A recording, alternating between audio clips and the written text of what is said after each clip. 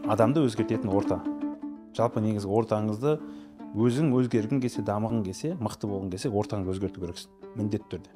Бұл орта деген бір воронка ғой. Біздің Қазақстан өзінде алған кезде мына жақ үлкен воронкада, и ол кішірейіп кете береді. Пирамида дейміз ба, әртүрлі айтады.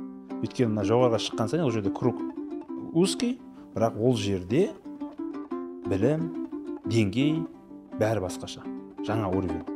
Мына енді бұрынғы араласып жүрген адамдармен араласпай кетті деп айтпаймын, олармен араласу керек, бірақ жаңа деңгейден өту керек. Енді қараңыздар, маған өте көп жазады адамдар. Осыны түсінетін де, формуланы түсінетін адамдар жазады. Мысалы, жас балалар қазір жақсы біледі оны.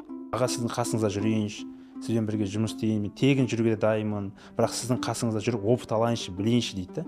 Мен ондағы приветствую. Мен сондай балаларды қолдағым келеді, наоборот. И оларға көмектесіп жүрмін де қолдан келгенше. Оларды шақырып аламын, номерін аламын сразу. И бізде енді крутой ағалар көп қой қасымызда. Оларға мысалы мобилогов керек, біреуіне бір көмекші керек, помощник керек. Вот соларға мен ұсынамын.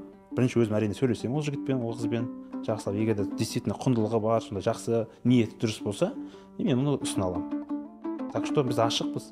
Жазыңыздар. Мен жақсы жұмыс тауып беруге тырысамын сіздерге. Көмек қой енді, бір сіздерге деген қол ұшым, көмегім болсын.